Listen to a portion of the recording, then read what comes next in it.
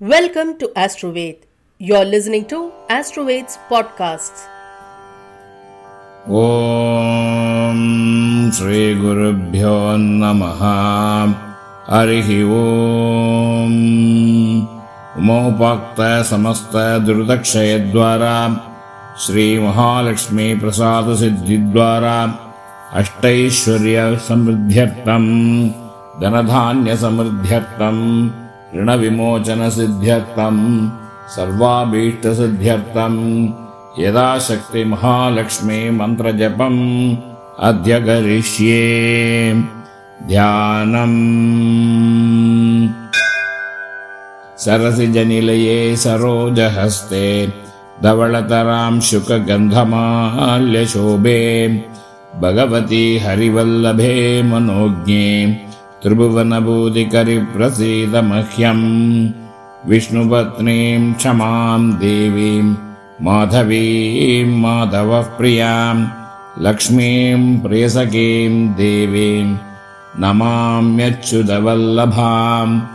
अष्टस्रक्परशुं गतेषु पुलिशं पद्मं दुनुकण्डिकां दण्डं शक्तिमसिं च शर्मजलजं घण्टां शुराभाजनम् शूलं पाशसुदर्शने च ददतीं हस्तैः प्रवालप्रभाम् सेवे सैरिवमर्दिनीं इह महालक्ष्मीं सरोजस्थिताम् लक्ष्मीं क्षीरसमुद्रराजतनयां श्रीरङ्गधामेश्वरीं दासीभूतसमस्त देववनितां लोकैकदीपाङ्कुरां श्रीमन्मन्दकटाक्षलब्धविभवां ब्रह्मेन्द्रगङ्गाधरां त्वां त्रैलोक्यकुटुम्बिनीं सरसिजां वन्दे मुकुन्दप्रियाम्।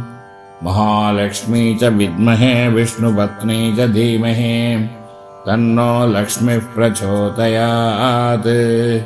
ॐ लं पृथिव्यात्मिकायै गन्धं समर्पयामि। हं आकाशात्मिकायै पुष्पाणि समर्पयामि। यं वायवात्मिकायै धूपमघ्रापयामि। रं अग्न्यात्मिकायै दीपं दर्शयामि। वं अमृतात्मिकायै अमृतं महानैवेद्यं निवेदयामि। संसर्वात्मिकायै ताम्बूलादि सर्वोपचारान् समर्पयामि। ॐ या रक्ताम्बुजवासिनी विलासिनी चण्डांशु तेजस्विनी या रक्ता रुधिराम्बरहरिसखी या श्रीमनोह्लादिनी या रत्नाकरमन्दना प्रकटिता विष्णोस्वया गेहिनी सा मां भातु मनोरमा भगवती लक्ष्मी च पद्मावती। ॐ या रक्ताम्बुजवासिनी विलासिनी चण्डांशु तेजस्विनी या रक्ता रुधिराम्बरहरिसखी या श्रीमनोह्लादिनी या रत्नाकरमन्दना प्रकटिता विष्णोस्वया गेहिनी सा मां भातु मनोरमा भगवती लक्ष्मी च पद्मावती। ॐ या रक्ताम्बुजवासिनी विलासिनी चण्डांशु तेजस्विनी या रक्ता रुधिराम्बरहरिसखी या श्रीमनोह्लादिनी या रत्नाकरमन्दना प्रकटिता विष्णोस्वया गेहिनी सा मां भातु मनोरमा भगवती लक्ष्मी च पद्मावती। ॐ या रक्ताम्बुजवासिनी विलासिनी चण्डांशु तेजस्विनी या रक्ता रुधिराम्बरहरिसखी या श्रीमनोह्लादिनी या रत्नाकरमन्दना प्रकटिता विष्णोस्वया गेहिनी सा मां भातु मनोरमा भगवती लक्ष्मी च पद्मावती। ॐ या रक्ताम्बुजवासिनी विलासिनी चण्डांशु तेजस्विनी या रक्ता रुधिराम्बरहरिसखी या श्रीमनोह्लादिनी या रत्नाकरमन्दना प्रकटिता विष्णोः स्वया गेहिनी सा मां भातु मनोरमा भगवती लक्ष्मी च पद्मावती। ॐ या रक्ताम्बुजवासिनी विलासिनी चण्डांशु तेजस्विनी या रक्ता रुधिराम्बरहरिसखी या श्रीमनोह्लादिनी या रत्नाकरमन्दना प्रकटिता विष्णोः स्वया गेहिनी सा मां भातु मनोरमा भगवती लक्ष्मी च पद्मावती। ॐ या रक्ताम्बुजवासिनी विलासिनी चण्डांशु तेजस्विनी या रक्ता रुधिराम्बरहरिसखी या श्रीमनोह्लादिनी या रत्नाकरमन्दना प्रकटिता विष्णोः स्वया गेहिनी सा मां भातु मनोरमा भगवती लक्ष्मी च पद्मावती।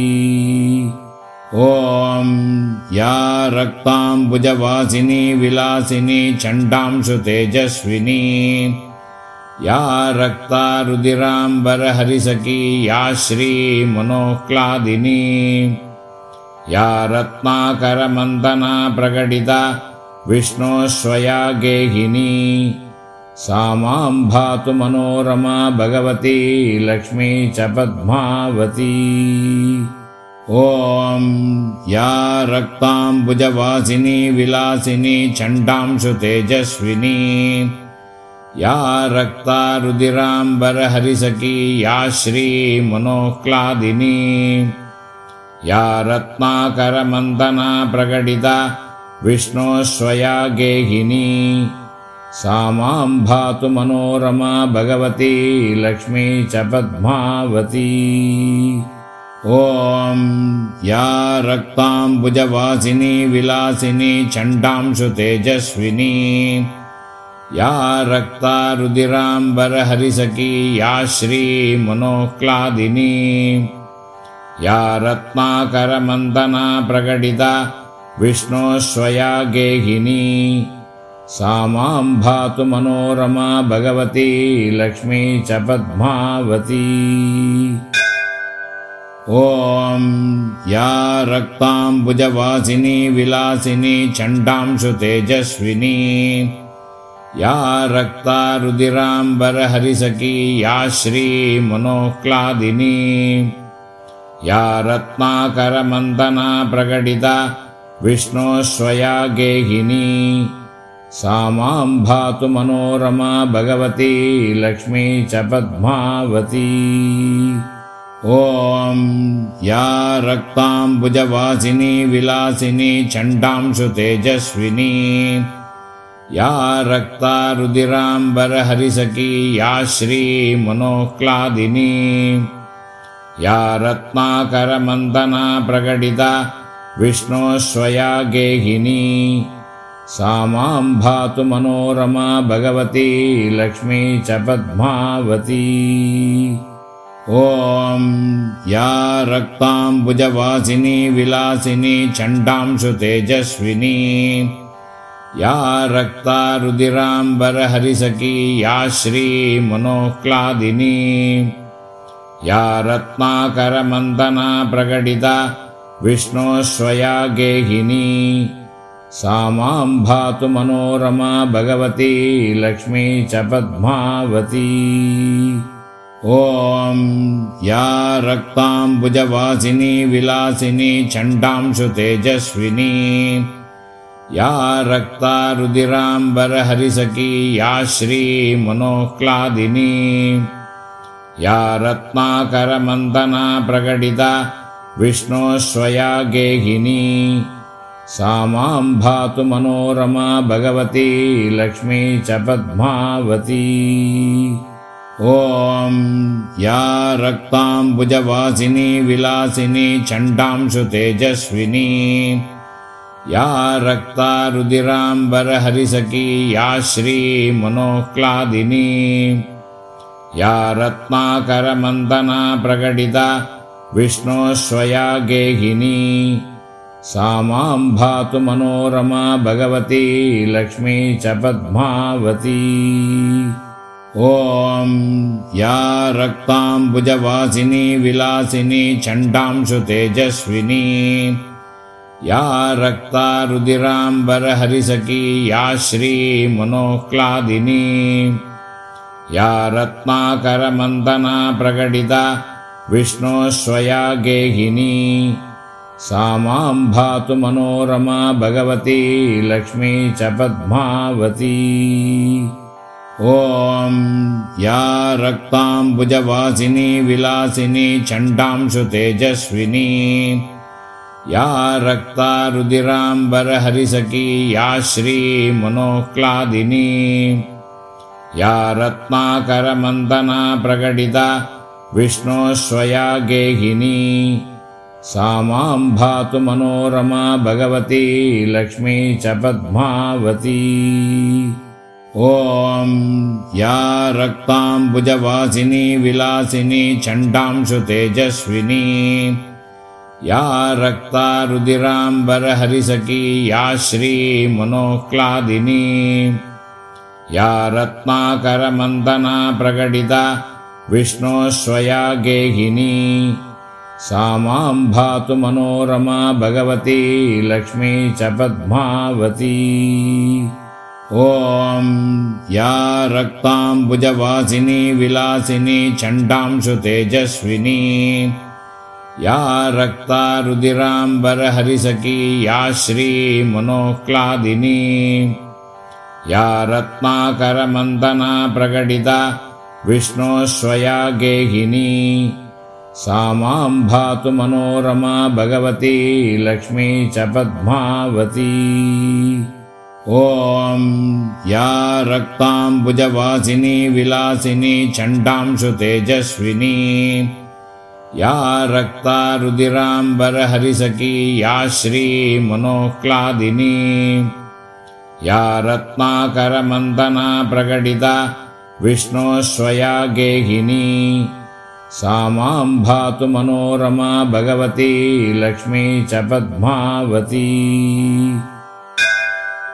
ॐ या रक्ताम्बुजवासिनी विलासिनी चण्डांशु तेजस्विनी या रक्ता रुधिराम्बरहरिसखी या श्रीमनोह्लादिनी या रत्नाकरमन्दना प्रकटिता विष्णोस्वया गेहिनी सा मां भातु मनोरमा भगवती लक्ष्मी च पद्मावती।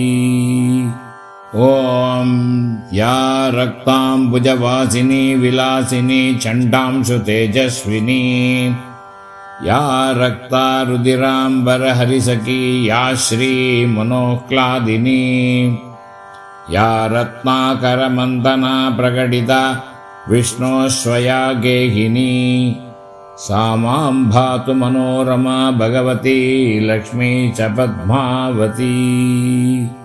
ॐ या रक्ताम्बुजवासिनी विलासिनी चण्डांशु तेजस्विनी या रक्ता रुधिराम्बरहरिसखी या श्रीमनोह्लादिनी या रत्नाकरमन्दना प्रकटिता विष्णोस्वया गेहिनी सा मां भातु मनोरमा भगवती लक्ष्मी च पद्मावती। ॐ या रक्ताम्बुजवासिनी विलासिनी चण्डांशु तेजस्विनी या रक्ता रुधिराम्बरहरिसखी या श्रीमनोह्लादिनी या रत्नाकरमन्दना प्रकटिता विष्णोस्वया गेहिनी सा मां भातु मनोरमा भगवती लक्ष्मी च पद्मावती। ॐ या रक्ताम्बुजवासिनी विलासिनी चण्डांशु तेजस्विनी या रक्ता रुधिराम्बरहरिसखी या श्रीमनोह्लादिनी या रत्नाकरमन्दना प्रकटिता विष्णोस्वया गेहिनी सा मां भातु मनोरमा भगवती लक्ष्मी च पद्मावती। ॐ या रक्ताम्बुजवासिनी विलासिनी चण्डांशु तेजस्विनी या रक्तारुधिराम्बरहरिसखी या श्रीमनोह्लादिनी या रत्नाकरमन्दना प्रकटिता विष्णोः स्वया गेहिनी सा मां भातु मनोरमा भगवती लक्ष्मी च पद्मावती।